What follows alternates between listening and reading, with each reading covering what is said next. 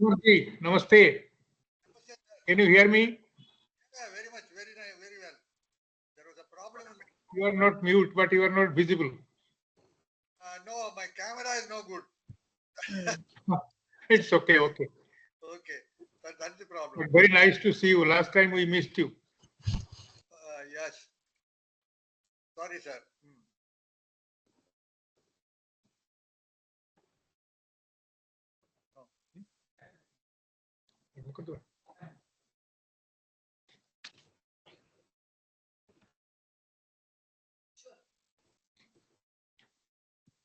So I think it is time we should start, and maybe others will be joining.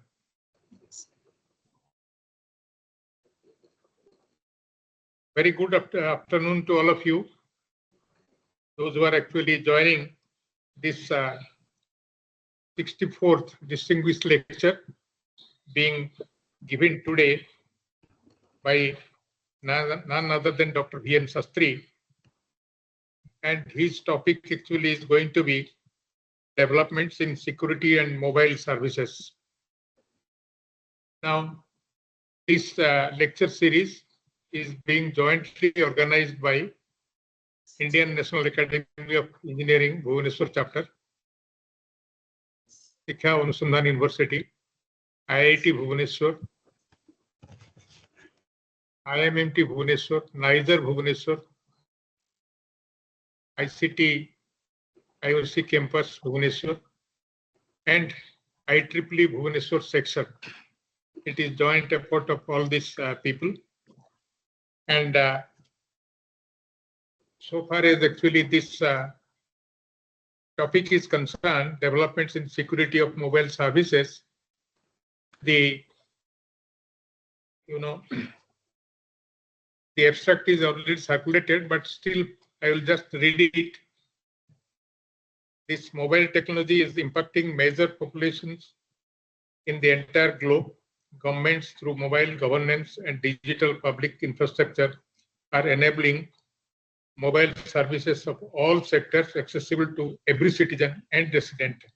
Quality and accessibility of mobile services, security, privacy, and data protection are of prime concern. Awareness to handle mobile-based cyber crimes and financial frauds is essential for public trust on mobile services. Mobile security risk, threats, vulnerabilities, and goals will be presented by Dr. V.N. Sastry.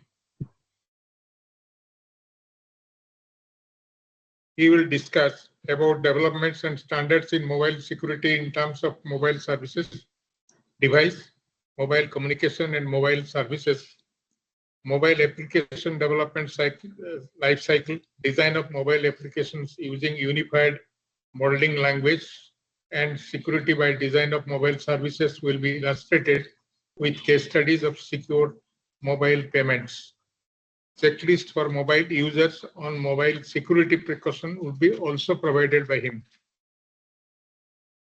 Now, so far as Dr. V.N. Sastry is concerned, he requires hardly any introduction. Dr. V.N. Sastry is working as professor at IDB RBT, Institute for Development and Research in Banking Technology, Hyderabad, established by Reserve Bank of India and serving there since 1999. He received his MSc Mathematics degree in 1987 and PhD degree in 1994, both from IIT Kharagpur, and BSc Mathematics Honours degree from University of Calcutta in 1985. He has served as a faculty member of NIT Tiruchirappalli during 1993 to 99. He was awarded the CSIR National Fellowship for Research, Youngest Researcher in Conference, and Best Teacher Award. He has developed software architecture for banks in 2001, implemented by all banks. He has set up mobile banking security lab, mobile and social media banking lab, and India's first 5G use cases lab for banking and financial services.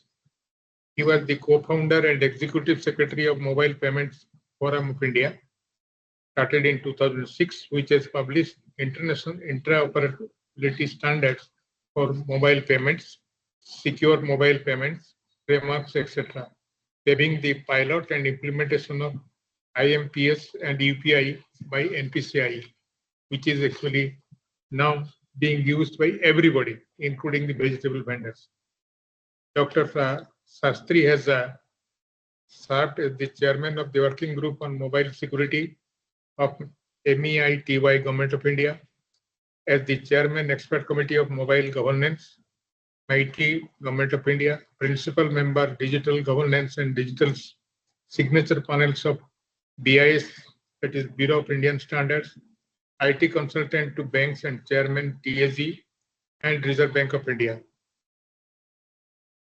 He has guided 14 PhD scholars in computer science, banking technology, and mathematics, guided over 100 MTech, MCA, and MBS projects, and has published over 108 research papers in journals and conferences of high repute and impact, and in several book chapters.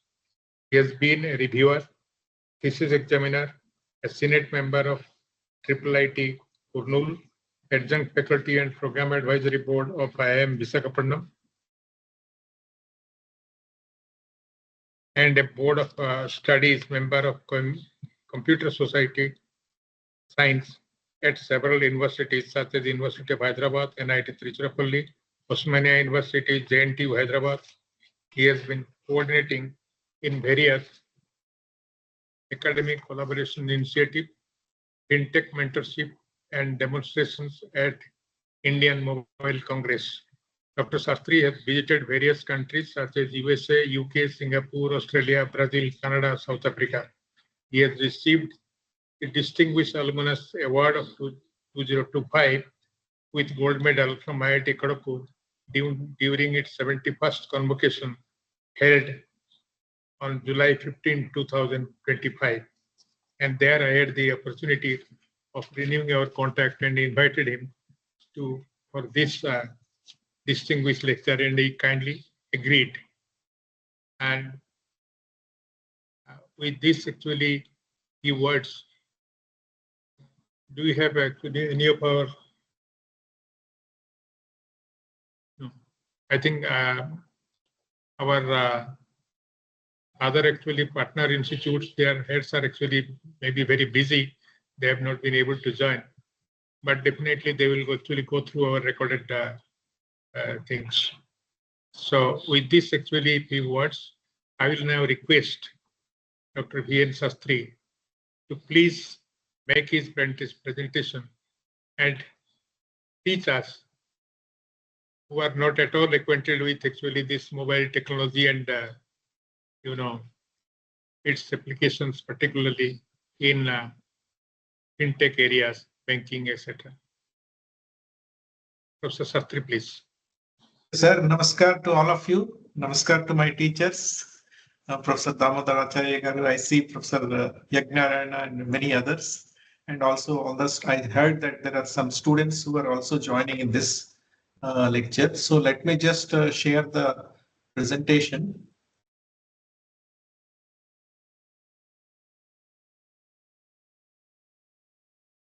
Is it visible, sir? Yes, yes, absolutely. Clear. Okay. Well, this topic is very important because see, the large population of the country and world is exposed to this particular threats, which are arising due to various networks, various communications, various devices, and so on.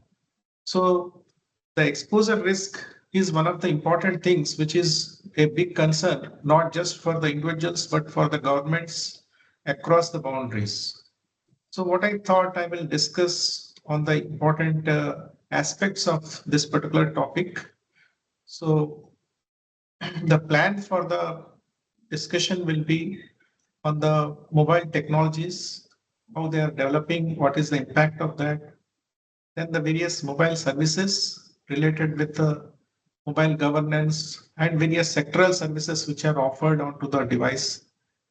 Then the various mobile applications aspects which need to be taken from the developer's point of view as well as the user's point of view, because many of the threats are happening. Earlier, people used to only look at design of the applications, but now much more focus is on the design of applications, including security. So it's called security by design. And then finally, the mobile security aspects. What are the real intricate aspects of mobile security? How we classify them? What are the various important goals which we need to achieve? And if we want to translate all that what we know for the machines to implement, what is that which we need to focus? So that I will try to articulate with a simple case study of how we have implemented the mobile payments in the country and how security aspects have been taken into account. So this is the plan for the discussion. So one most important thing is, unlike other delivery channels or other technologies, this particular technology related with the mobile is impacted because of multiple stakeholders who are part of that. So if we look at the mobile ecosystem, then various entities take part. And when we talk about security, it is like cleanliness, everyone's responsibility. So one side is the entity aspect, which we need to look at. Another is the technology, device, communication, and service. So from that angle, I'll try to explain in this brief discussion what we are going to have.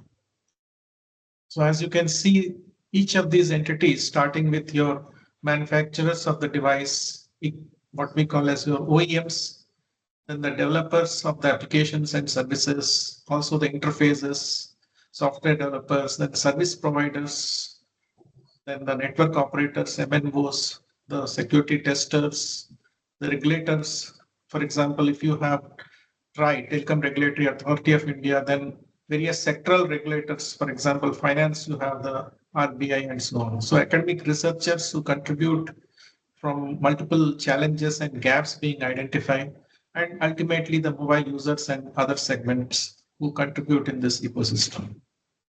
So from the mobile technology point of view, as much is talked about the DPI, which we all know, how the mobile network technology is impacting and being a sectoral service for technical communication is going to have reach across the country, so that your digital public infrastructure in terms of telecommunication and networking is provided up to the Gram Panchayats. So a lot of developments, as you can see, BharatNet and laying of the optical fiber communication. And now we are also going to see this month some new news coming to the smart villages being launched in Maharashtra.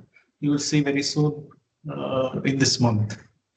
So wireless communication and mobile technologies are growing in a very fast way.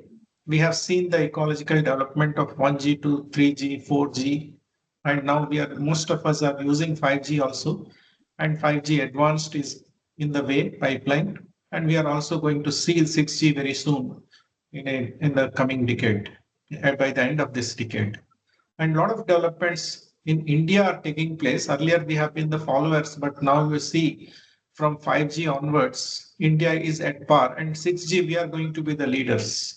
So that's how TSDSI and many other standardized bodies besides the ITU and others are working hand in hand and trying to see how these broadband services, etc., are made available to everyone in the country across the different remote areas as well. So the big telecom operators this is just for some idea as to how these MNOs are impacting the country in terms of cost being reduced, because it is there in the hands of people, and this technology has percolated to everyone's reach. So access is another thing, multilingual aspect is another thing, and so on. So this basic network operators are contributing in a big way, and their percentage shares, etc., is what is shown here, the number of subscribers, etc. So India has great numbers in terms of the smartphone users, and as you can see, it is one of the most leading countries in terms of the mobile usage as well as the penetration of the various services. So these communication channels, which is not there in any device, but is there in on the mobile phone, you have short range and long range communication channels. All that is available on the device, and there are various standards which have evolved to make that possible. And we all are beneficiaries. A common man is able to use that because of the convergence of all that which has happened over multiple years and decades. So when we compare the evolution, and one of the important aspects is the 4G to 5G. As you can see here, the slide, what is the peak data rate, how the user experience is going to feel when the data is being given onto the device, how the spectrum efficiency, area traffic capability. Latency is another important aspect of the 5G. And as we can see, there are I'll give you an example of how this latency is impacting. Earlier, voice-based communication and particularly voice-based authentication used to be a big challenge, because on the real time, when somebody is calling to the bank has to know that the person is the real person who is actually calling it. And it has to verify, and online it has to also honor the requests or the commands that are being given. So 5G is really paving a good way in that aspect, particularly where the latency has become to almost 10 milliseconds to now 1 millisecond. And in 6G, we are going to see uh, much more improvements from the 5G as well. So the mobility, all these arrows, what you can see here, these are the important milestones towards which the standards are being focused, and a lot of development is taking place. Just to get an idea about how this 5G architecture is there, etc. You have the user equipment, which is there on the bottom. You have the G Node B, which we call as your next generation node base stations. And these end use devices can be any of your for a financial organization, it could be your ATM, POS device, etc., etc. And the top level is your basic core network, 5G core network. So these are all in place, many of these telecom operators, and most of us are already using it 5G. And still there are a lot of advancements taking place to make this happen for the 5G advanced and going to the next generation of 6G. So the device technologies, if we look at, we have basically the feature phones and the smartphones, and a lot of developments on them itself are happening besides the mobile processors. So India need to look at more from the hardware point of view as well, and what are the various developments in the processors, how the SIM evolution has taken place, what are the storage capabilities that have emerged, how the Android and iOS operating systems and many others who were there, they have slowly disappeared, and now these are the prominent operating systems on the mobile device. But how the access mechanisms, what type of access control models are being implemented through this, how it is making use for the various permission-based controls, etc. From a research point of view is what people can look into. So just to get an idea about the basic internals of the mobile device, we classify them into power section, radio section, computing section, service section, and interface section. The way we individuals as well, we have all this. And any computing device particularly has this computing, communication, sensing, storage, and coordination, which is there on the mobile devices. And another way of looking at is the software, hardware, and the firmware. So why we classify them is because if you want to zero in onto the security aspects, all these things play very, very important role, and we cannot just keep things aside. Okay. So regarding the processors, we have seen how the evolution from 8-bit to 16-bit, 32, 64-bit, and all that has happened. And OS also, how the developments have taken place. Regarding the sensors, we classify them as two ways. One is permission-based and permissionless sensors. SIM also a lot of evolution has taken. Maybe there is a slide to show you how this has happened. Currently, if you look at the processor side, mobile processors, what type of things are being focused? We all are hearing much about the AI, but AI-based processors, particularly your neural processing units, are there on the the devices which are coming up on the mobile devices. You have the game optimization aspects being taken into consideration, besides 5G integration and energy efficiency being one of the focus domains. So just to give some idea about what are the recent processors that you see in the market, most important is the number of cores, but much more is the your clock speed and what we talk about the MIPS, million instructions per second.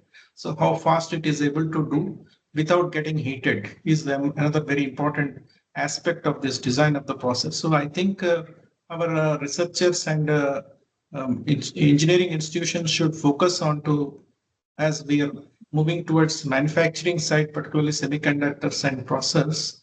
So this is one thing where we should take a lead, if not immediately, but making the steps to becoming self-reliant in the future, Atmanirbhar. So SIM evolution, if you look at currently there is hardly any SIM on the physical device. So what we call as your system on chip integrated eSIM. So there is no physical SIM, but it's all 0 millimeter. That means there is no physical SIM. It's all embedded in that. In that case, how the various SIM characteristics are being taken into account, but it gives you a lot of flexibility. You don't have to subscribe to any particular this thing. Network operator, as an on the fly you can actually subscribe whenever you are moving. So that type of flexibility is offered onto the devices. Mobile phone manufacturing in India, we see this is another thing which is there, and a lot of developments are taking place. India is anyway, these are the figures which you can see when the slides are being shared. I'm not going into the details of that, but to give you a holistic picture of where our country is moving in this particular mobile direction, mobile technology direction. And these are the various locations. Maybe I think Bhubaneswar also we may have to add slowly in this domain. And various, so from the technology point of view, there are a lot of developments. Now coming to the services point of view, mobile services, what are the various important challenges? One is the quality of not only the device, but the services, how the quality of service is being ensured, failures, drops, accessibility aspects, security aspects, privacy, data protection, awareness, because these are now the important concerns which the government is also trying to put forth those procedures and the guidelines and standards. And to minimize basically these various cyber crimes and financial crimes which are happening, frauds which are happening.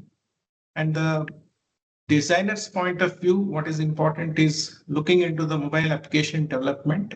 I think people have to very seriously look into this, and the institutions also need to focus on how the security by design of mobile services can be taken into account and the various development tools, how they can be used. So from a broad picture, you have the mobile services. Under that basically comes the mobile governance, which is basically the government services being provided to end users. And these are of all sectors, whether it is finance, health, education, games, and just think of any area, and that's what covers. One of those sectors is your financial sector. Under that comes the banking sector, and under that comes the payment services. But payment services now are not just by the banks, but it has been opened up for other entities, which we call as your prepaid payment instruments.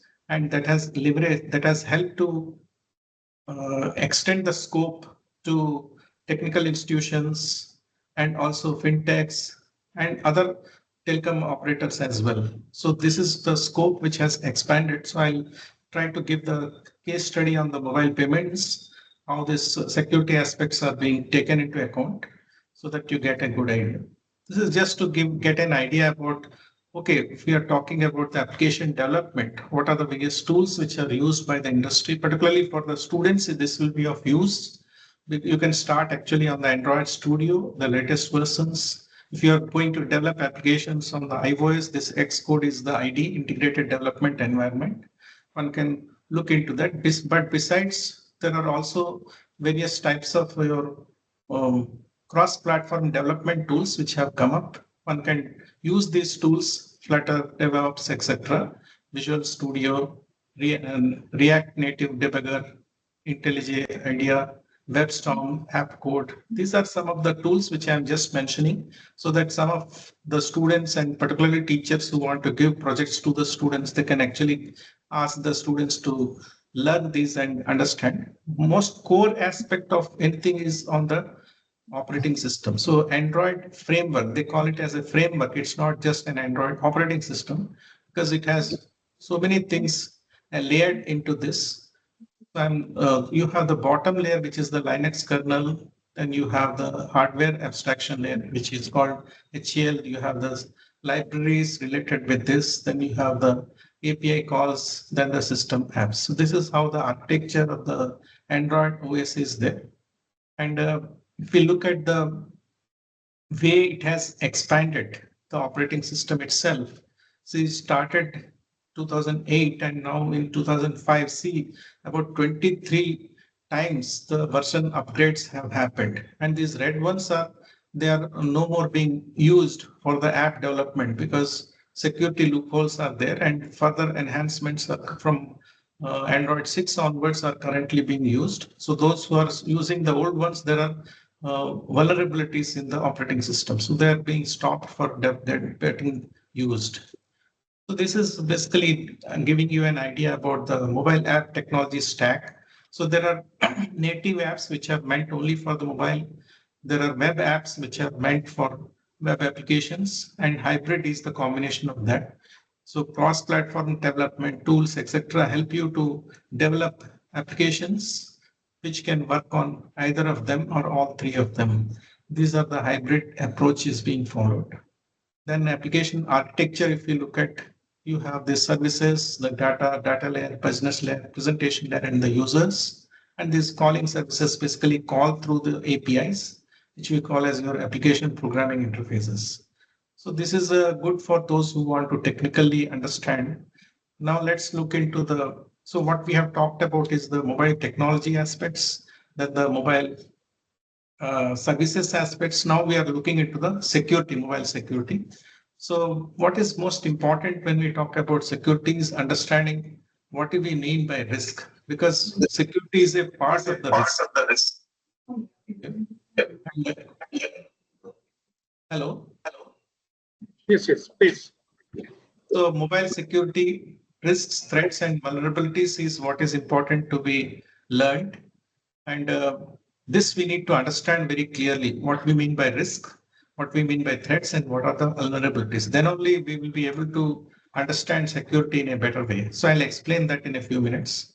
Then these cyber crimes and financial frauds which are happening, why they are happening, what is the source, how we can mitigate them, what type of actions can be taken into account. Then the various types of standards which are existing in terms of the mobile device communication and services. So that I will highlight. Then we'll look into the case study of this. And coming to the mobile security, what is basically the objective of mobile security? Basically to protect the end users. Ultimately, that is the goal.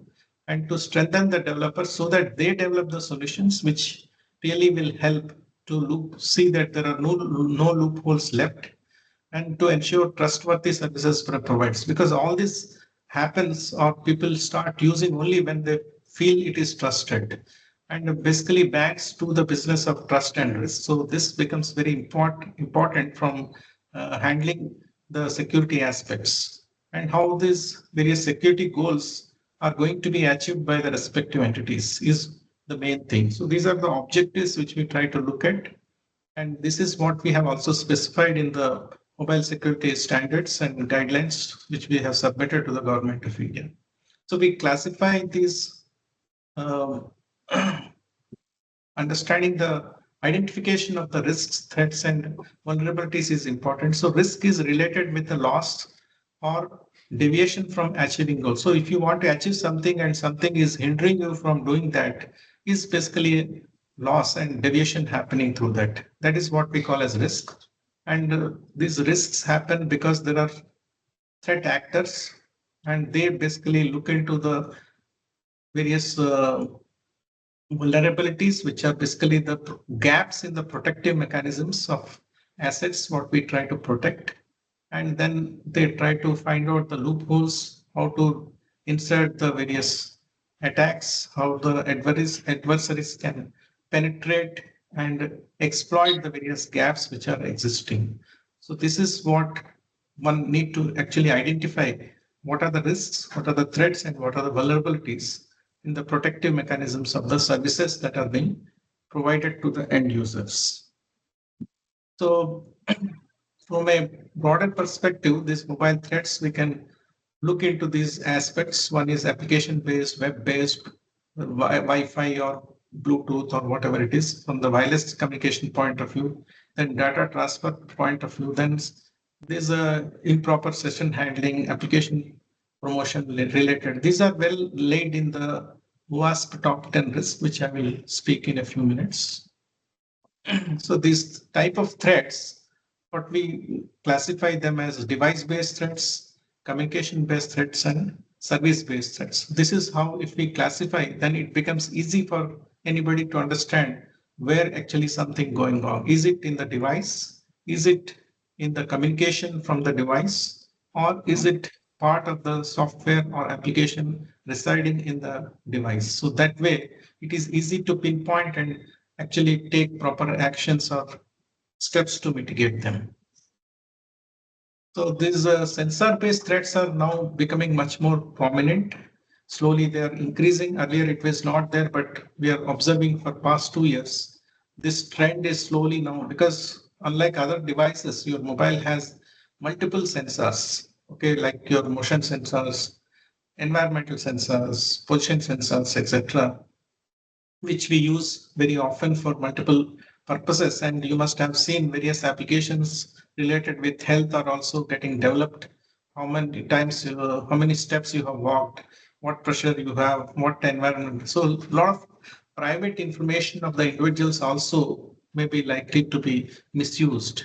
So how to protect them is a very big challenge, and all are working towards that. So what basically is the attacker's intention and why these are happening and how we control them? For that, we need to look at what is exactly the intention of the or of the hacker or the attacker.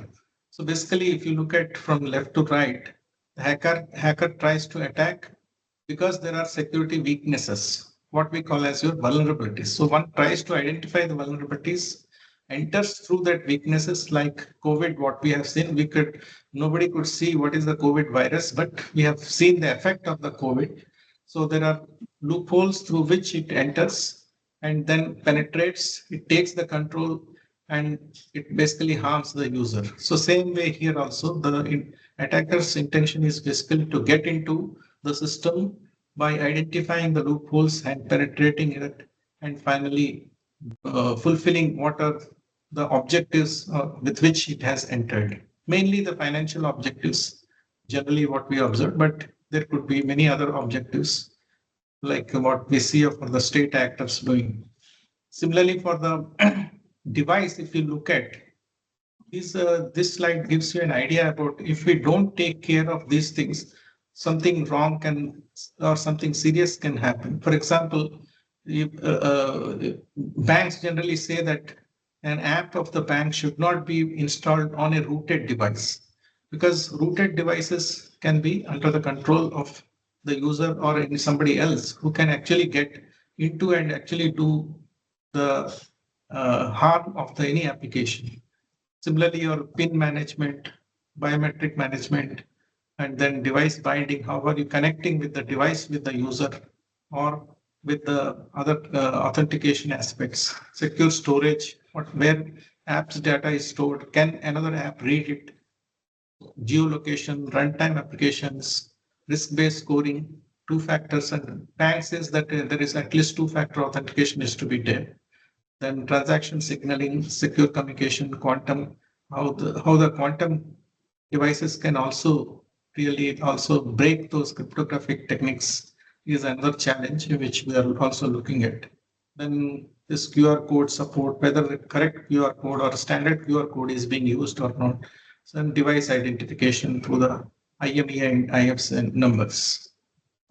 So finally, what boils down is identifying what are the various security goals which we are trying to achieve. So these are the generally earlier people used to talk only about the CIA, confidentiality, integrity, and availability. We have introduced these others as well, what you call as your authentication, authorization, non-repudiation, access control, traceability, accountability, trust, and reliability. It's very easy to coin these words, but very challenging to see that how these are going to be implemented by the machines and how they are going to be monitored, that these are implemented in a seamless way across the supply chain of a transaction flow happening from source to destination, going through multiple telecom operators, multiple end devices, multiple processing devices, etc., which we'll see in this use case. So understanding this is very important, and cryptography plays very significant role. PKI, mobile PKI also plays very important. Just to give a little more insight into this. So confidentiality basically means your private information which need to be kept secret from the unauthorized users. And how it is done is through the hiding of the information, and various coding techniques are there. And implementation is through encryption and decryption. And you have symmetric key, asymmetric key, all those techniques are there. Integrity is ensured. Integrity basically means that the data should not be tampered. That means the original data should remain as it is. So that means suppose I have given a instruction on my mobile to debit 500 rupees and credit 500 rupees to you, but I see a message that 5,000 has been debited and credited to you. So I wonder as to whether I did the mistake, or is it a mistake done by the bank, or somebody has tampered it and changed from 500. So this need to be ensured. And that means the tampering of the data should not happen. So how do you protect that? Is again based on confidentiality, and that is verified through the what you call as your hash functions. Similarly, availability. This is another big threat which we are observing. Availability of the services are getting disrupted, and for that, government also is very seriously looking at the critical infrastructure institutions and banking in particular. And we are also working on seeing that how the availability related with the services, whether mobile or web or any other services, are remaining undisturbed or uninterrupted. By constantly monitoring about the threat actors who are trying to penetrate and disrupt those servers. Then authentication in mobile services, we look at how these four entities are being authenticated: user, device, channel, and application. User is authenticated by three factors: what you know, what you have, and what you are. Device is authenticated, for example, mobile device is authenticated by the IMEI number, International Mobile Equipment Identity. And there is a SIM card within that device, which is having the IMSI number. It is International Mobile Subscriber Identity. Then the channel through which you are actually communicating, and particularly the suppose SMS or USSD or GPRS, and the port numbers of the applications, and transaction through the transaction ID, which is created based on the location, the device, the user, etc. Some tokens are generated, and that's how these are verified. The authorization is another important steps. That means after some entity has been authenticated, whether this entity is actually using what it is supposed to use, or is it trying to deviate from that and trying to get something which it is not supposed to. So if that happens, that is violation of the authorization. So that is managed through the permission control and constantly monitoring what that entity is doing. Similarly, for the non-repudiation, this goal is achieved. That means somebody has done some act and trying to deny and say that no, it was not done by me, or this message was not sent by me. Then how do you prove it? Okay, so as per IT Act, this is proved through the digital signatures. That means under the PKI system, the sender or the receiver are given the private and public keys. Based on that, the communication happens. And if any repudiation takes place, that means if somebody denies then it can be proved that no, it was done by the person because somebody has signed on it. So this is how the IT Act protects the non-repetition aspects. Access control, who should have what access under what conditions. These are generally implemented in the operating systems, but explicit applications also have wherein various models like your Mac, mandatory access control, role-based access control, discretionary access control, etc., are taken into account. So this fine-grained access control is now being implemented in the mobiles as well. Next most important aspect what we talk about is the traceability. Say, if you observe a lot of frauds which are happening in the digital world, let me tell you, it is impossible for somebody to escape. Okay? Provided you have proper traces which are maintained as per the policy. So if end-to-end logs are properly maintained, then it is impossible for somebody to escape and say that they have not done it. So there is a evidence which can be always there, provided this traceability aspect is taken seriously and implemented by all the entities involved in the supply chain from source to end destination. So this is another thing which is very serious, and we are looking into it, and banks are trying to implement this. Then the most important aspect is, of course, the trust and the reliability. Very easy to say what trust is, but how do you ensure? And this is where various historic information related with the events, behavioral aspects of the user, etc., are going to take part. And whether any policy-based violations are happening intentionally or unintentionally, and how they are happening, they are basically measured, and some score is given about the individuals, about the devices, about the environment, and then accordingly the scaling of services can happen. That means higher level of scaling can happen and the entity is found to be more responsible, and that's how one is more trustworthy. And of course, accountability is equally important. Then reliability is the reliability of seeing that the failures are less at the same time. It is also over a long time. These failures have been observed to be very, very less, and the system is able to scale up to meet the demand in terms of the number of users or number of concurrent transactions.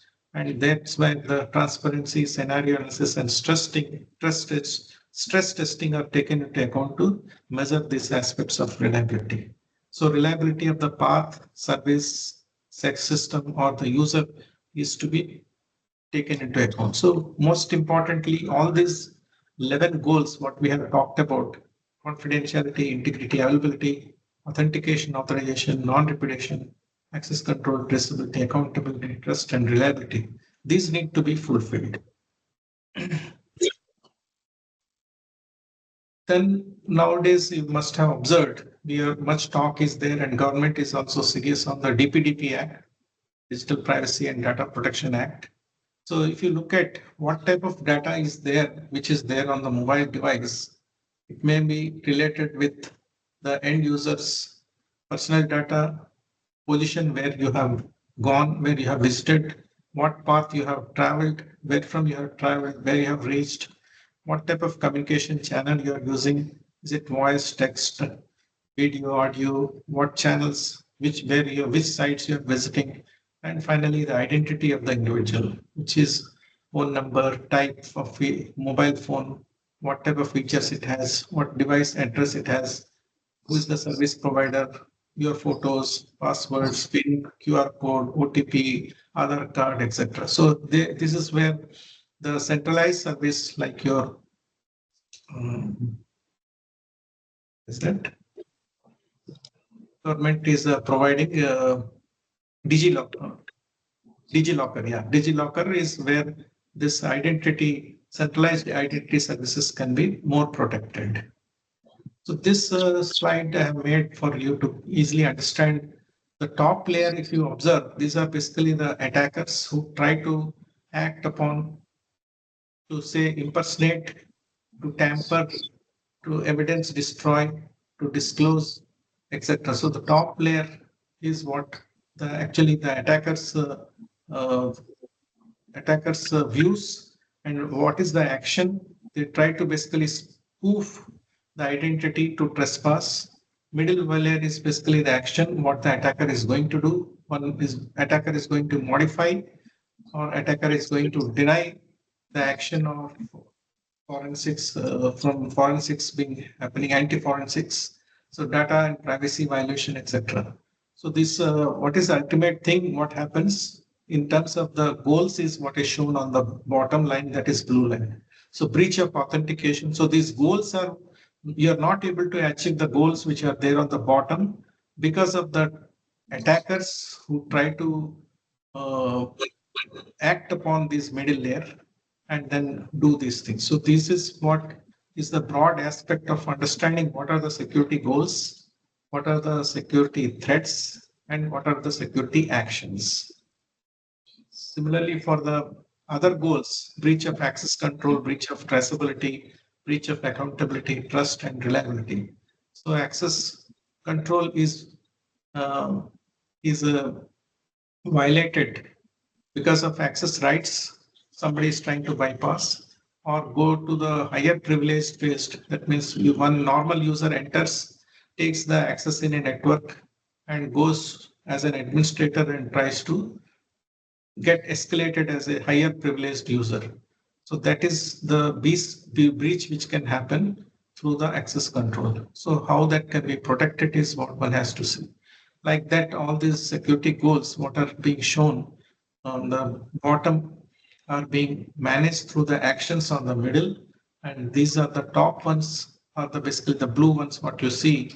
They're basically the actions of the various threat actors. Okay.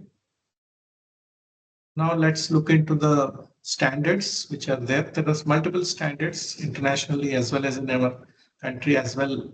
These standards have come up.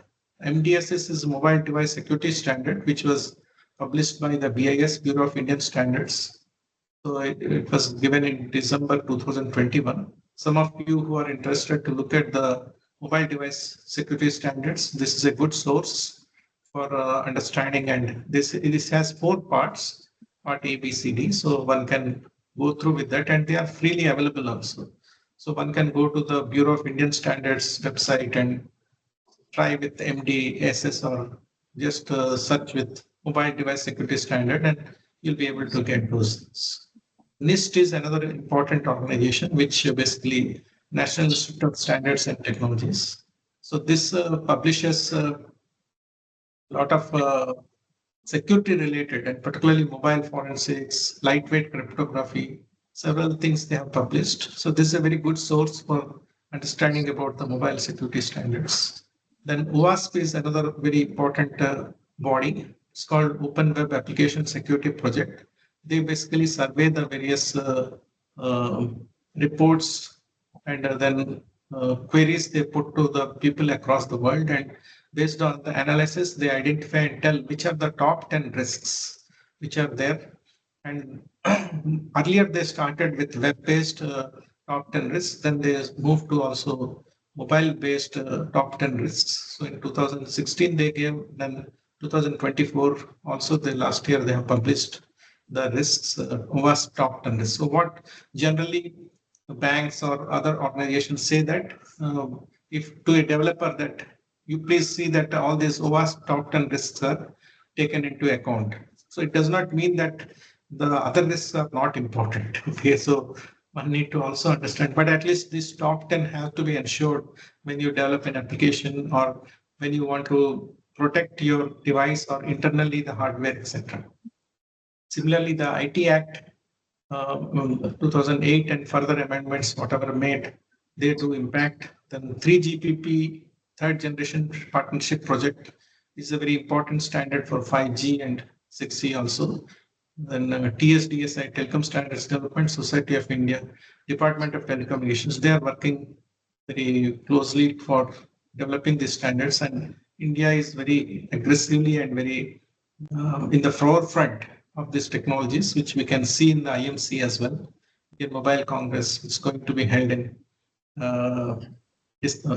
October 8 to 11 in New Delhi at Pragati Maidan. The CCA is a Controller of Certifying Authority. Basically, they are, and the CERTIN, which basically gives your digital certificates for the PKI based, and under that you have the regional CS. So IDRBT is also a sub CA for the banking sector, certifying authority, which actually gives the public and private keys to the individuals as well as to the banks of the financial system. Then you have ISO, IEEE, BIS standards are there on the several aspects of the technology, what we see, communication, services, etc. You have the ITU and IETA standards.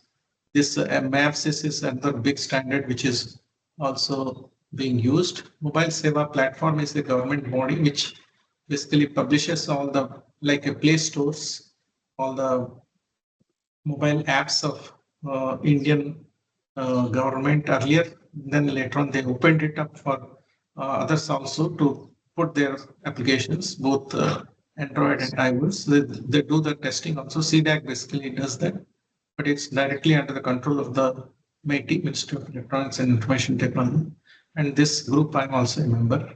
Then you have the NPIIC, National this critical infrastructure based. Then Data Security Council of India, NASCOM, they also publish a lot of things. So one who wants to be aware of what are the things happening, I suggest please look into these standards and search with mobile security. You'll get a lot of information about this thing. So regarding the OWASP top 10, what I was mentioning about, you have this OWASP Open Web Application Security Project.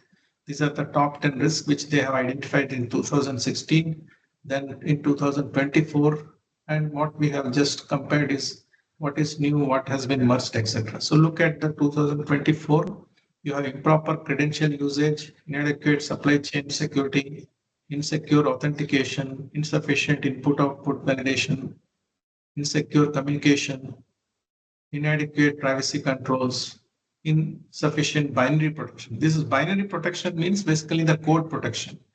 Okay, so what happens? I'll give you an example. Suppose a bank has developed an application, say an Android application, and it has put up that in the App Store.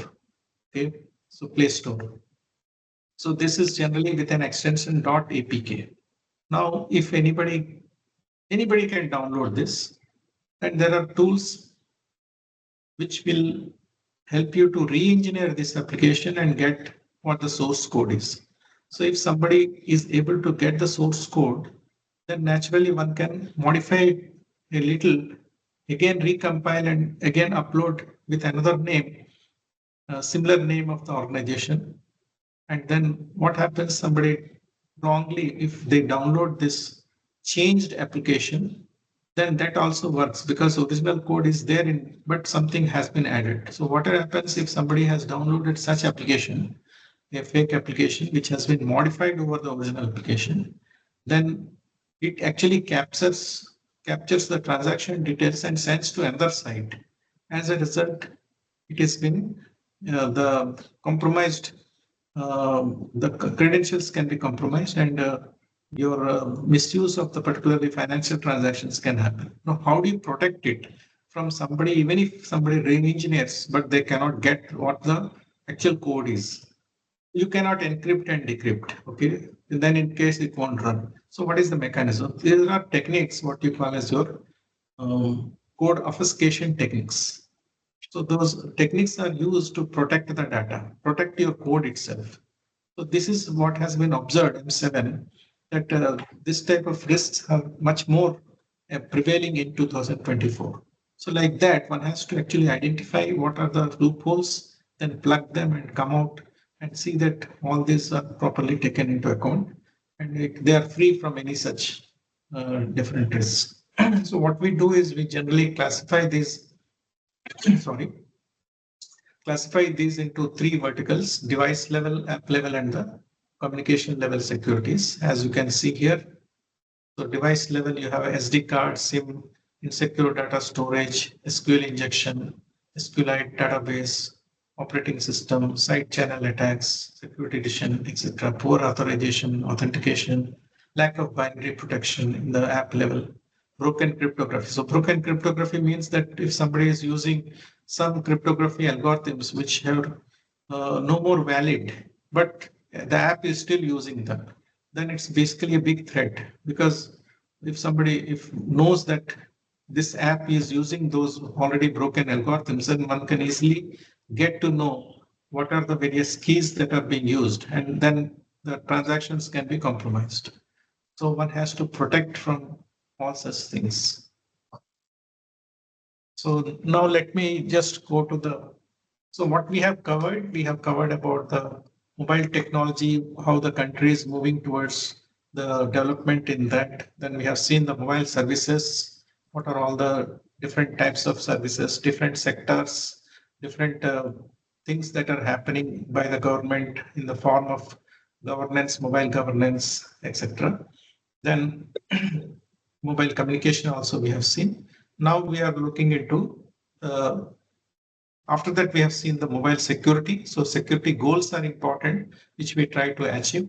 Then understanding the risk, threats and vulnerabilities is important, and understanding what is the attacker's objective. What is that which the attacker is trying to do? Attacker need not be a physical attacker. Okay, it could be your applet, it could be an application, it could be a API also, which may have a malified intention to do harm. So let's now see about the case study of a secure mobile payment.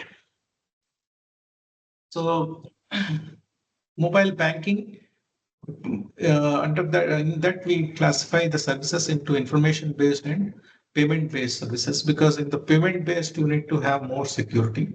Okay.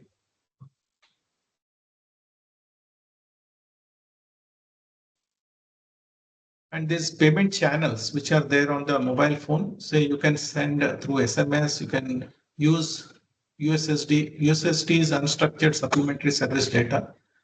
And NUP platform, National Unified USSD platform. So if you have just a feature phone, you can still continue to get the mobile banking services or mobile payment services through these channels. That means even 2G phones, one can get actually the banking services. Not necessarily that one need to have the smartphones.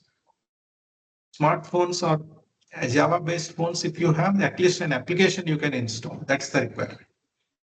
So you have browser-based services or mobile application-based services one can get onto the mobile phone. Best thing is voice-based, because here you can talk in any language, which is very suitable for our country, where you have a variety of people with different languages being spoken across the country. So voice-based commands and control commands and honoring the services is going to prevail much more as we go towards 5G and 6G, etc.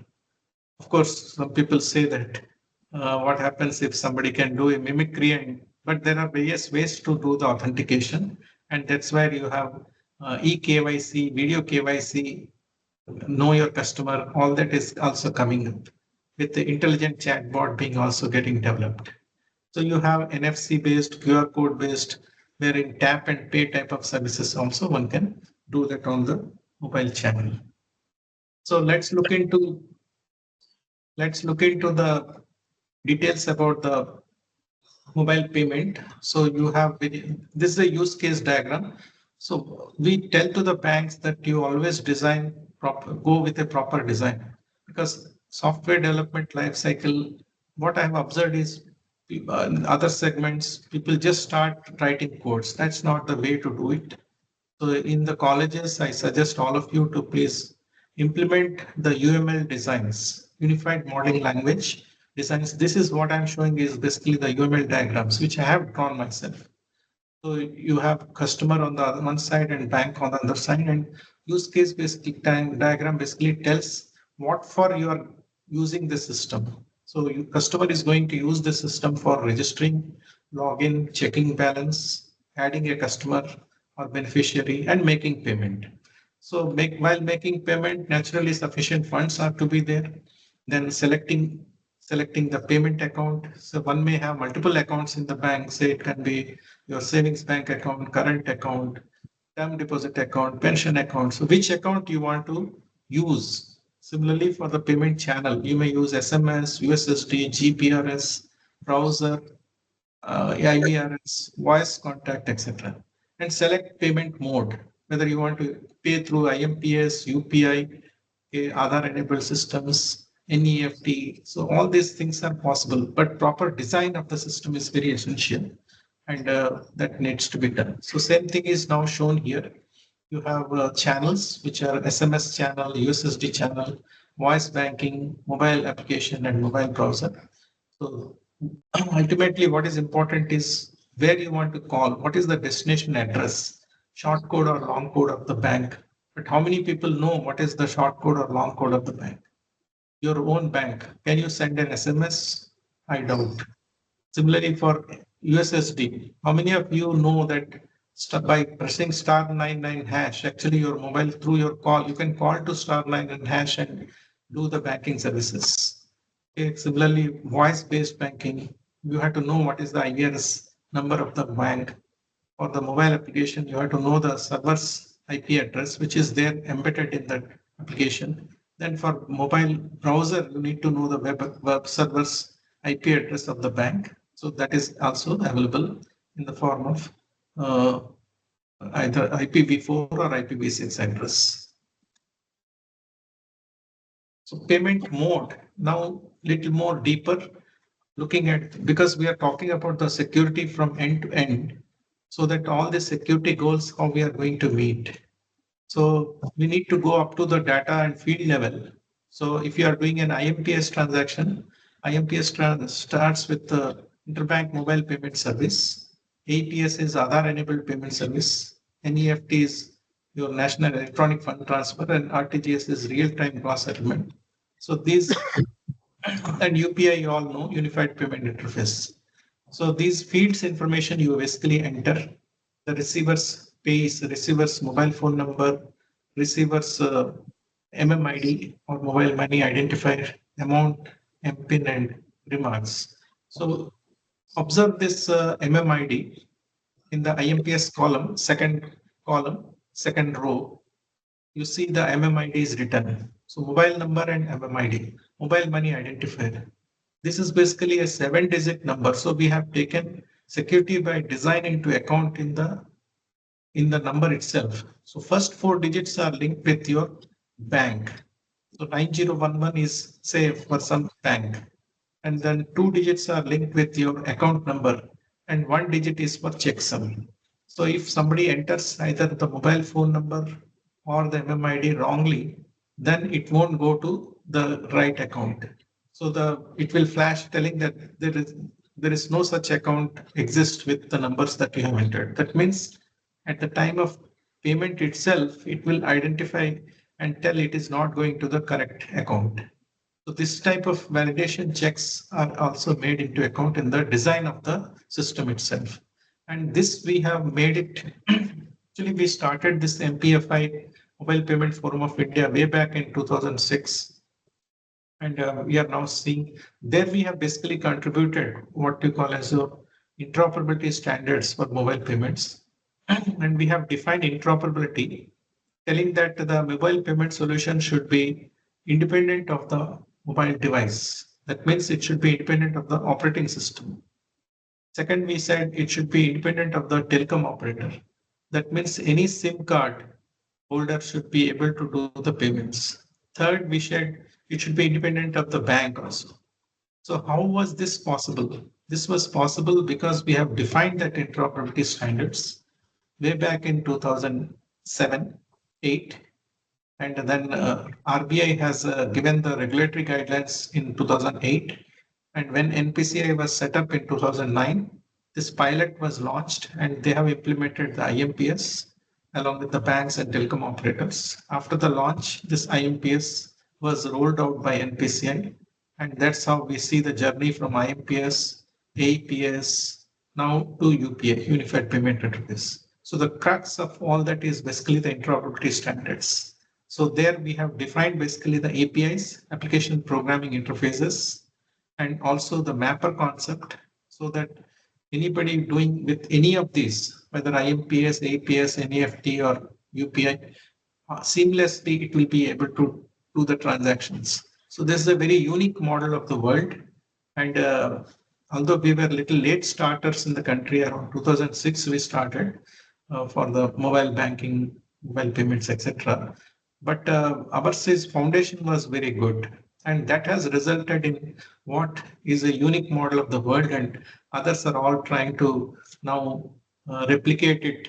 And you are seeing we are expanding to many countries, and this UPI is getting rolled out in multiple countries. So this is a development. But coming to the security aspect, how this is going to be, how we have handled that, or how we are handling it, I'll just explain through a diagram. Besides mobile applications of the banks, you have the mobile wallets also, mobile wallets being provided. And these are the various wallets which you see. Many of you must be using, some of you may be knowing some of these things and using. And just to give you some figures, okay, UPI, you all know that we, our PM also talks this wherever, whichever country we, in terms of the number of transactions that are happening across. So if you look at the June 2025, we have 613 million transactions. That means on an average day, every day, okay, average daily transactions is this. And how many crores? 80,131 crores has been the daily transactions. So, and these are the other figures as you can see.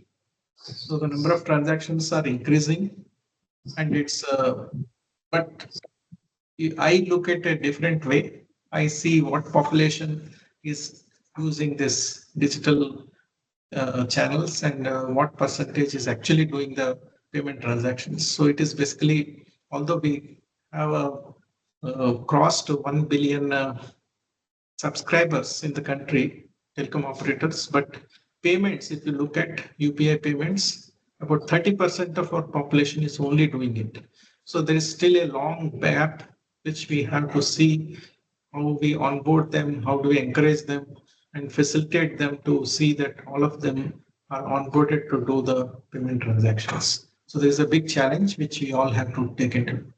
So coming to the security of the transactions, as I said, all these entities, what you see, you are a, suppose you are the payer who is there on the left side, and you want to pay to me, I am the pay. You are the payer, I am the pay, I am on the right side, and you are going to initiate from your side. So you can actually initiate the transaction. You can use any bank app, or you can use any PSP. PSP is your payment service provider, which can be like your wallet provider, like a Phone Pay or Google Pay or any other Beam app or whatever it is. Beam is provided by NPC. So one can use any of these things. That's what I'm trying to say. It has been made interoperable. It's not binding that you have to use only bank's app to do the payment transactions. So that way it is made device agnostic, telecom operator agnostic, and also the bank agnostic. So that's how the solution is working, and it's getting scaled up. So what is important is how we ensure these security goals, all the 11 goals that I have talked about, starting with your confidentiality integrated. So confidentiality here is basically the user's information. That means, as I said, in IMPS, you are entering the receiver's mobile phone number, MMID, amount, your MPIN, and the remarks. So which out of this is most important is the MPIN of the sender itself. The amount that you are sending should not be known to anybody else. So how do you actually do confidentiality? How do you ensure confidentiality? So for that, encryption, decryption, and we use basically suggest to the banks to use the lightweight cryptography. And basically the lightweight cryptography helps you to implement the algorithms which are of the same level of security, but they are consuming lesser energy, okay, with respect to the key size. For example, elliptic curve cryptography, if we take 224-bit key size is equivalent to 2048-bit RSA algorithms. So you are using such algorithms to implement confidentiality. Then integrity is through the hash values. You check the application hash value is used so that the application is identified whether it is the bank's application or somebody else's application which is used for initiating the transactions. And if it is something else, then it is stopped then and there itself. Similarly, all the other objectives are also fulfilled, and traceability, accountability, trust, reliability are also slowly getting added in this complete ecosystem for banks to adopt and others to similarly follow that. So this diagram, sequence diagram, is a UML diagram, which basically tells how the sequence of events happen for the completion of the transaction. At the same time, how we ensure the security as an overlay on each of these transactions by taking into account what is the critical information, how the layered orange layer or onion layer type of things, layer by layer, how we are protecting the information by ensuring that who has access to, whoever need to have access to whatever information, they only get that information and nothing else. That's how, even if the information is crossing through multiple entities, that layered concept is stopping them from getting the complete information. And that's how the transaction confidentiality and other aspects of security are taken into account.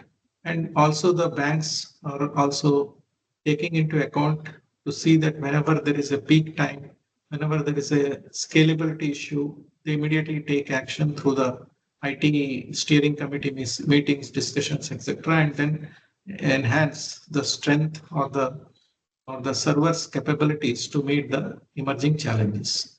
And so customer initiates the payment transactions, then it goes to the mobile, through the mobile phone, it is forwarded to the Peers Bank, send payment message. I'm just talking in the sequence of steps that are there from the top to bottom.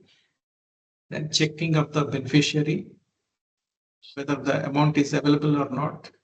If available, then the debit confirmation takes place, sending the payment instructions. Okay, the checking for the beneficiary's bank, who is basically the beneficiary, and that's done by the NPCI. It's forwarded, and then debit takes place and confirmation is received. So this is a complete list of transactions. Although I know I'm going a little fast, but idea is to give you a glimpse of how actually these things get implemented and how we ensure that these transactions are foolproof and properly implemented. This is another diagram which tells you about the various classes of transactions, customer, account, bank, etc., etc. So like this, for any type of sectoral services, one need to basically develop the proper UML diagrams and ensure that all the security goals are properly taken into account. This is about the deployment diagram. What is the web server, switching agency, how the transactions happen, what is the CBS server, how this end-to-end transactions happen, what is the load on that, how the performance is happening, which server is going down, which one, who is monitoring that. So a lot of things happen in the IT policy and IT security policy. Banks have different people who get involved to handle this. And there is also a security operations center which takes into account. So you have these mobile services, browser-based, cloud-based, application-based, cryptography library, APIs, interfaces, etc. And what people are asked to is to look into the secure coding best practices and implement them in the respective organizations. So APIs is now the trend for all services, application programming services. So APIs are nothing but you want to process something. It's an easy example for understanding is suppose you want to execute a function f of x. So x is the input, f is the function, and y is the output. So f has to tell what should be the x. So if suppose x is a vector, then it has to tell what is the field names of each of these vectors components, what is the order in which they are sending, what is the data structure. Once the f is processed, you get the y, f of x. So y is also given what is the order of the elements in the y, what is the field type, what is the field width, and what is the field length. So based upon that, the input and output is processed. So this is what you call as request API and response API. So these are simple terms, but if you understand, they're so simple. And all the digital things happen with 100% precision like mathematics, okay, and in a very simple way. But as long as we don't understand, they look as very complex. So, types of security testing, you have so many things: vulnerability scanning, penetration testing, auditing, posture assessment, ethical hacking, etc. And what we do is, say, test engine is where you give the application or source code and design diagrams. And after it is being processed, then the rectification, whatever the errors are found, it's given to the developer, and one again recompiles and sees that all these bugs are over completed. So various testing strategies related with application level, communication level, device forensics, etc. So you have so many tools are nowadays available, but one need to slowly get the expertise of that. And what organizations are looking at is, because mobile is now becoming an integrated part of the organizations. So mobile device management is another important concern, how to protect the organization's data onto the mobile users and ensuring that it is wiped as and when somebody leaves or it's being misused. So a lot of strict policies are coming up because mobile is becoming used not just for personal use, but organizations and particularly your cloud-based services. So these are the various security controls, policy-based, business-based, and also the technology-based, which we have discussed in all of them. So we see that a lot of developments are happening in the BPI side, services side, okay, mobile platform side. Security awareness is another big challenge, which we have to see. And banks are basically giving the list of various security things which customers need to take into account. And this awareness is happening in a serious way, but each of our duty is also to tell others what type of precautions they need to take to protect the data, protect the transactions, and protect the device itself. And social media channels being used, and people are getting much more hooked into that. So how do you protect from misusing the links which are getting sent to the end users is what one has to take into account. Okay, besides that, we see a lot of development for researchers. There is a lot of scope on the mobile cloud, mobile edge, rural based services, and global reach. Then IoT, all that slowly getting immersed with the mobile device becoming a hotspot, and AI data-driven transactions, etc. People are looking at how metaverse and can also be used onto the mobile device besides online meetings, etc. And this is a very good mobile congress which happens. One is the Indian Mobile Congress and World Mobile Congress. This IMC is going to be held in this coming October, Indian Mobile Congress in New Delhi, and it happens every year in Pragati Maidan. I very often attend that, and we have been demonstrating there also about the 5G use cases, etc. I suggest some of you who have more of technology bent or interest in this domain to attend this IMC, which will be very good to look at what is going on, what is happening, what people are exploring, what type of innovative things are coming up, what startups are doing. It's a very interesting thing to look at and get a hands-on experience about the developments, and which will make you very feel very proud about the developments that are taking place in the India. And we are naturally progressing to see that our country becomes the most developed nation by 2048, and mobile technology is going to play a very critical role in that. Thank you very much. Thank you very much, Dr. Sastry, for your excellent presentation and lecture. We understood quite a bit, but many things also we couldn't follow. Anyway, so now actually I will request if there are any question and answer from the audience. Please, Professor Sharma, is there any Anything in the chat box?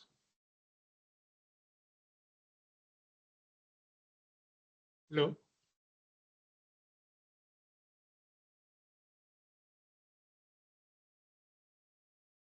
Sir Renu Sharma?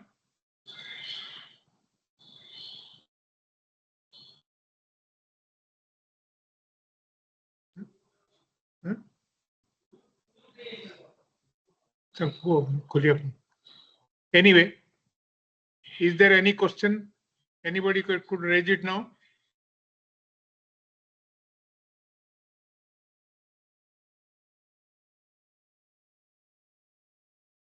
Mr. Sanath Kumar, would you like to ask something? Yes, sir. Please take Yes, me. sir. Please take me as a man on the road who doesn't know about your domain. But we use or I use internet banking very, very heavily. In fact, we depend upon that internet banking quite a bit because fundamentally it reduces my load to go to the bank for small things. So that is very good. But we have a, you may call it a hang up. Actually, my question may be very ridiculous for you and it may not even come in the aspect of your lecture, but nevertheless I will ask because it is we have a hang up that we use this internet banking only in the laptop. I don't want to use it in mobile. In the mobile, only thing is that we are using is your UPI, which I am in the 33 lakh people of India, 33% of Indians. We are one, which we use UPI, QR code based payments. We use that. But I am worried whether, or we are usually having this Sir, idea. your voice is breaking, sir. I'm audible. Sir, am I audible? Yes, yes, you are perfectly audible. Hello. You are audible. Please go ahead. Yeah. Sir, your voice is breaking, sir. Okay, there is a transmission problem probably. Anyway, I will try to speak slowly. The issue is we don't have too much confidence in the mobile internet banking. Mobile banking you are saying, we are not having too much confidence in that. Are we overstressing that point or we can start beginning? Because what we do, we transfer money. We pay society charges, for example, pay various bills and things like that. Or buy a house, we transfer a lot of money through a NEFT. But we don't use the mobiles. One of the reasons for not using the mobile is that we find that the mobile design is no good for aged people. I find it very difficult to input any data. For example, any number I have to input, a lot of errors come. So, and in the meanwhile, the other side cuts out, it times me out of the banking system. Probably that is a safety, but they time me out. So what do you suggest to do this? Is there a possibility that the mobile people will develop keyboards that are usable by aged people, not voice control, but the keyboard? I want to press the key and make sure that it is correct. Is it possible? Thank you, sir. I'm sorry, I have not asked the question correctly, but anyway, you can get it. The question is quite correct. See, what you're trying to say is, given the choice for internet banking and mobile banking, you prefer to use internet banking, but whether internet banking can be used through the mobile. And if so, what are the challenges? And you have expressed that mainly the accessibility, that means the display on the screen, because mobile itself has a very small screen, and particularly the fields information where you have to enter, and you have to be very careful with respect to the keyboards, soft keyboards that you get on the smartphone. So I understand there may be issue related with the interactions with the device. Okay. But regarding the security aspects of communications, I don't think there may be much issue. but mobile applications are much more stronger than the mobile internet. All right. So mobile applications basically do a lot of encryption and field-based encryption for sending the information. So I would suggest if you feel that mobile applications of X bank which you are using, you are finding little clumsy, you have the choice to use the fintechs, any fintechs applications where it may be very lightweight and very easy for you to really get the fields information to enter. So this is my suggestion that you can start using, if not your bank's application, which you find not convenient for you as far as the input parameters of is concerned, then you can choose some other fintech or this PSPs applications, which we call as mobile wallets. And then you may find that to be much more interactive and convenient for use. The second option is you can use the QR codes. You don't have to enter the details. Suppose you want to pay to somebody or you want to get paid from somebody, you create a QR code and send to somebody. All right. So they can scan that and send to you and vice versa. So you don't have to enter. Suppose you want to pay to me, then I can send my QR code to you. All right. So you can scan from your mobile app, whether it is Bank's app or some other app, and actually pay that. You don't have to enter those values. That's the readability aspect is convenient. But I personally feeling if you feel that using internet banking through the desktops or laptops is much more convenient, please proceed. But only thing is you will not be able to carry laptop all the times, and you may require many times to pay to somebody, particularly the merchants or the shops, etc. So it's good to start using mobile banking and slowly you put that's how this light also has come up, UPI light, where you are not getting exposed to much higher value. Use only very small amount and start using. Once you get confident, then you get migrated to the higher levels of payment transactions.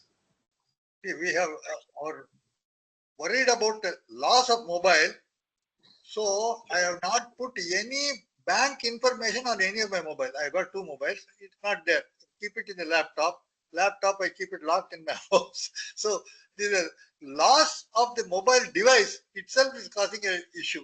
But anyway, we have to get you. See, this whole thing is to be designed for aged people, which is what I understand. I understand. Yes. Thank you, sir. Thank you. Any other question? Professor Yagnarayana sir wanted to ask some questions. Oh, Professor Yagnarayana, please. Sir, you can unmute.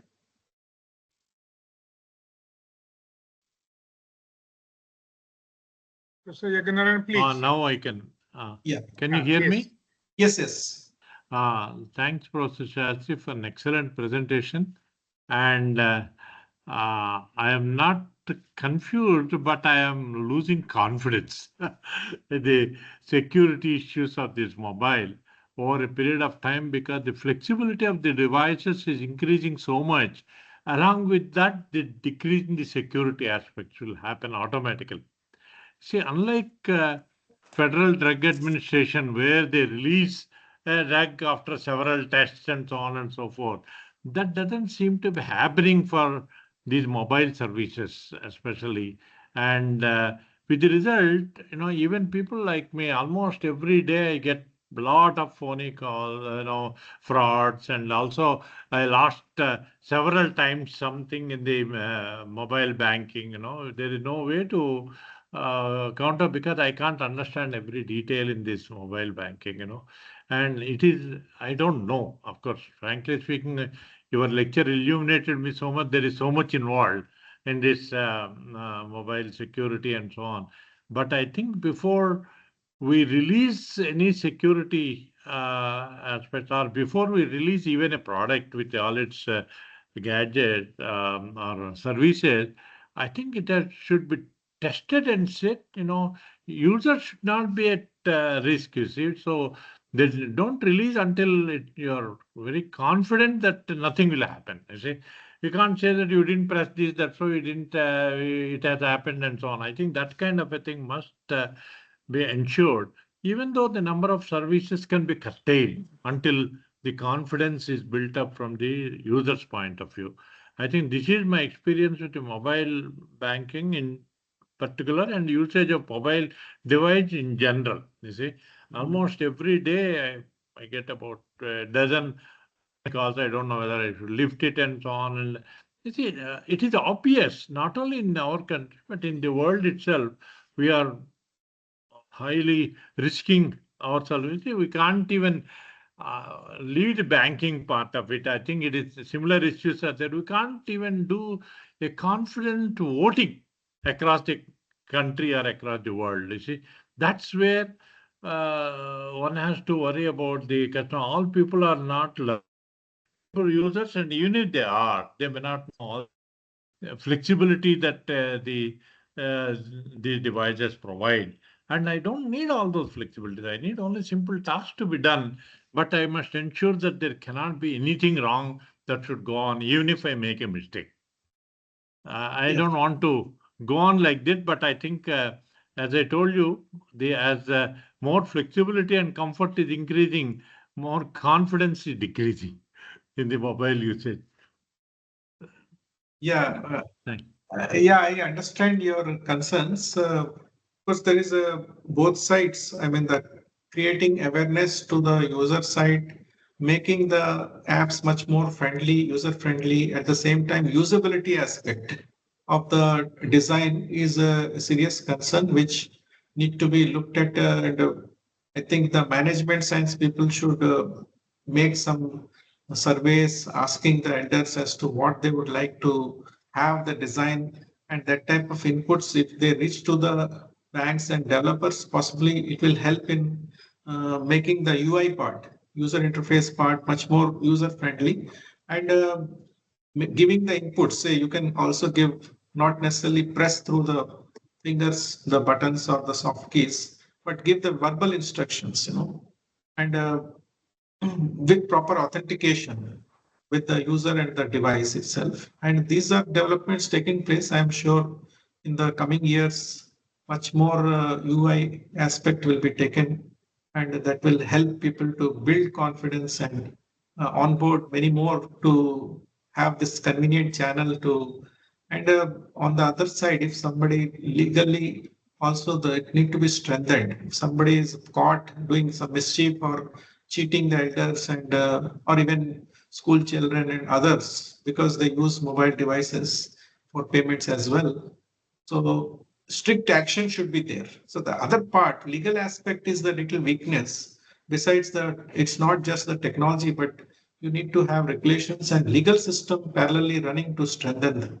Then I think more confidence will be built, and banks will be getting much more trust, and users also will feel, yes, these services are much more trustworthy and things will change. I hope so that will take place. Thank you. Okay. Any other question? I have one or two small doubts. Sir, which I one would like to ask. second, 1 second. Somebody calls me on the phone and I say, yes, hello, then money is already gone from my account. So this is a problem with the mobile thing. If I put any number, say, hello, Mr. Samit Kumar, is this? Yes, yes, yes, what is it? Then money is gone already. Is that something he is already, we are daily getting saying, don't open. If the number is not known to you, don't answer. That's what they are saying. Yeah, particularly some countries who have actually, this does not happen just like that, sir. Somebody actually analyzes a particular individual target. It's called target attack. Okay, and then they send and understand the weaknesses of the device, and then they embed some applets onto that, which captures. And when some OTP comes or you are asked to enter those things, then these type of things happen. Yeah, these are, we are seeing that such frauds are happening, and in the reports, also newspaper reports and other banks analysis, also we see that type of things happening. So it need to be strengthened, and government also is seriously looking into where from such things are happening, and mostly the cross-border type of transactions, people sitting and different corners, even some places in the country also. This type of frauds, people are, government and also the police people are very seriously acting on cyber vigilance, cyber intelligence groups are working on that to track and punish them, sir. Thank Yes, you. Thank you very much, sir. Dwarkadasji, would you like to say something? Please unmute. Please unmute. Thank you. Thank you very much. I just want to, I have a small doubt. I use a separate phone for all my banking purposes, and I don't answer any other calls from that. Is there a way somebody can cheat me in that? See, if that number is not known to miscreants, then you are saved in a way. No, even if known, I don't receive any calls from that. I only do banking. And for my regular use, I have my own phone. Yeah, many people use two phones. Okay. Yeah. But what we are suggesting also the banks is for high value transactions, you can also use the users, relatives or known trusted entities. Suppose you want to pay 50,000 to somebody, okay? Then generally the user himself is authenticated through the OTP, etc., which comes again on the same mobile. But it can be also received by your friend, who your friend will confirm that yes, he is my friend, only is doing the transactions. And this friend's number is also recorded in the mobile device. So this type of new things we are trying to come out to safeguard from high value transactions being misused from the mobile based transactions. So some new strategies are coming up. Sir. Good, very good. Yeah, I think as Professor Yaganaran said, we need more and more confidence in making use of this thing. As technology increases, I think we are being hoodwinked more and more. Yes. I have actually one or two simple questions to ask. Please, sir. Let us say my bank is actually saying that if you are using anything, any UPI like Bhim or even PhonePe or Google Pay, that is your responsibility. You please use our own things like, let us say, PNB One or Canara All One or Yono. But what is exactly the reason? They are not actually saying that you can use actually for our banks any of these things. Is there any regulation of that type? If you look at payments, but for greater penetration of the mobile services, actually in the MPFI we had such a discussion. Why not the telecom operator said that why not the payment services be given to us when our reach is much higher than the banks? We sell the SIMs even to the villages. Why not we be given this privilege? So what at that time one Mr. Padmanabhan sir was there from Reserve Bank of India. He said that okay, you collect so much money from all the customers and suddenly you close your shop. What will happen to all these customers? Whereas the bank is a fully regulated entity. You are not. If such is the case, who will be held responsible? Second thing, what they said is, okay, we want that your strengths need to be utilized for greater reach of the mobile payment. So we will open up a channel. And that's how these PPI guidelines have been given. It's called Prepaid Payment Instrument Guidelines, wherein it said that these entities who are non-banks can also offer the payment services, but they need to have an escrow account with the bank. And that escrow account, whatever is collected for the payment related things cannot be used for anything else. So that's how the regulations has facilitated this to happen. And that's how you see all these PhonePe, Google Pay, telecom operators like Airtel Pay, PayMoney, Vodafone Pay, all these have come up because of that. But what if the banks, what they're here, one more step, sir, in IDRBT, what we are currently doing is IDRBT has become a registrar for .bank in .bank .fin .in. Okay, so if any message is coming from, say, from SBI to you, but it can be also a fake message. If it is originating with, say, SBI.bank or SBI.bank.in, then you know that yes, it is coming only from the State Bank of India. So that type of trust enhancement is what we are also doing, and IDRBT is recognized by the Government of India and RBI to facilitate this type of trustworthy services, so that you are able to differentiate what is originating from the bank and what is not originating from the bank. That will enhance the trust for the end user. No, because actually it is only the senior people actually who are subject to all types of problems. Younger fellows are actually able to do it. And one more thing which is very common is the so-called digital seizure. Through this mobile, they are able to actually do all types of things, and every day we find such things. Even I have been also once subjected to that thing. Anyway, these things will happen. Yeah.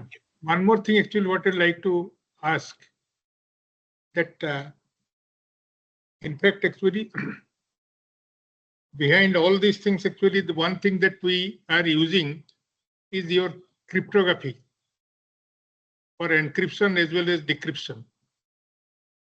Now, with actually this quantum computing coming, and when actually your computing speed actually will go up like anything, okay, and very soon actually it may become a reality, how can you really ensure the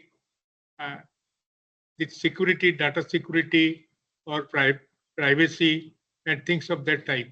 It is, all these things are fine, but any type of actually algorithm that you use, it could be very easily actually decoded, and you can really break this one.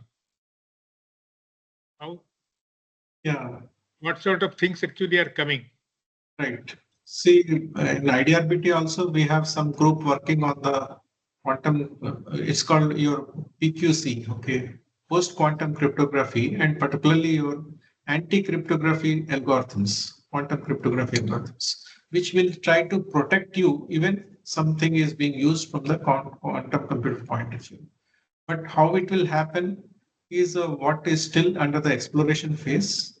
And some steps have been taken both by IDRBT, RBI, and also the Government of India to see that particularly the servers where a lot of transactions happen and they are using this PKI-based certificates for encryption, decryption. But if you look at the endpoint, so your concern is about the mobile user, but mobile users' reach will be still far. What they will try to attack is on the servers. The servers, if the transactions are going, whether something can be really hacked there itself using the quantum computer. So for that, some works is going on. I cannot say that it is still ready or things are in place. No, still work in progress, and some solutions will come out, is my guess, sir. Maybe something will come out. Yeah. When the problem is real, solution also has to come out. Right. Okay. So any other question? One question is there in the chat box, sir. Okay. Hello. Yeah, let me open the chat box. May I read it, sir, for you? Yeah, please. For a system as pervasive as UPI, what do you see as the greatest hurdle and significant policy changes in a nationwide mitigation to post-quantum cryptography in application and banking? Greatest hurdle. Look at policy changes nationwide. Very interesting question.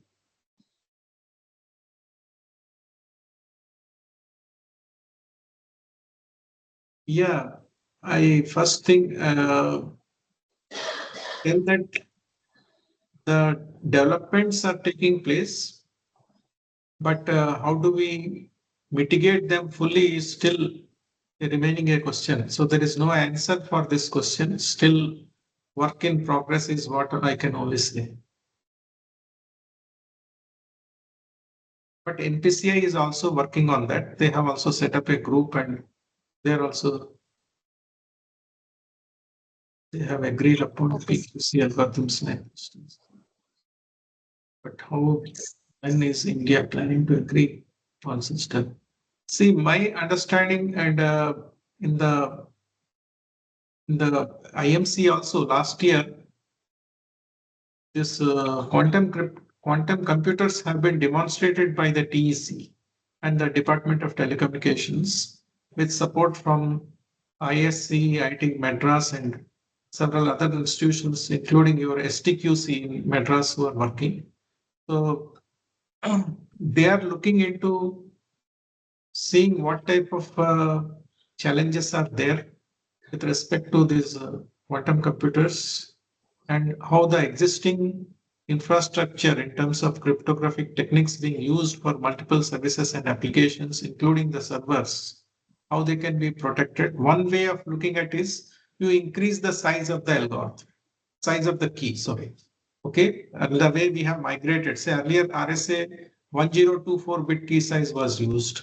Then it was upgraded to 2048. Okay, so from there, possibly it will be made double so that it's not so easily one can actually crack that. That is one way of doing things. But what happens is if you increase the key size, naturally the computations for each of the transactions will also go up. As a result, a lot of heat will be also, and a lot of energy will be also wasted for multiple transactions. Whether it will be worthwhile to do increasing the key size and protecting, or you have some alternative like your LW lightweight cryptography, where the key size is small, but the strength of the security is the same. So how we measure the strength of the security is, suppose A and B are two algorithms. The time to break is how we measure. For example, ECC elliptical cryptography 224-bit key size. So key size is small, and RSA 2048 where the key size is higher. Okay, so the time to break both of them is the same. That's how we measure the cryptography. So similarly, I think when you have the quantum PQC based algorithm and you have some lightweight or some other algorithms which will come up, whether the time to break for this, the time to break for this, whether you have some equivalence. So that type of things may emerge is my guess. I'm not working in that area, so I cannot answer this question. Okay, I think now it is time to propose a vote of thanks. Professor Sharma, please do propose a vote of thanks. Thank you, sir. It's my honor to extend a vote of thanks for today's distinguished lecture, which is 64th in number, which is jointly organized by INA Bhubaneswar Chapter, SOA University, CSR, IMMT Bhubaneswar, IIT Bhubaneswar, NISER Bhubaneswar, ICT, IOC Bhubaneswar Campus, and IEEE Bhubaneswar section. Sir, we are in depth grateful to you for delivering such an enriching lecture on development in security of mobile services. Not only you have addressed the problems faced in our day-to-day life, but you give an insight about how it is operating and what precautions people should take while operating the mobile or availing the mobile services. Once again, on the onset of this lecture, I extend my heartfelt thanks to Chair IEEE INA Bhubaneswar Chapter, Professor Damodaracharya Sir, Senior Fellow Members of INA, IEEE, and Directors of this constituent institutes, those who are collaborating with us for conducting this distinguished lecture series so successfully till date. Thank you, sir. Thank you, Dr. V.N. Shastri sir for giving such an insightful lecture on development of security of mobile services. Thank you. Thank you so much. Namaste. Thank you. Thank you. Thank you, sir. Namaste.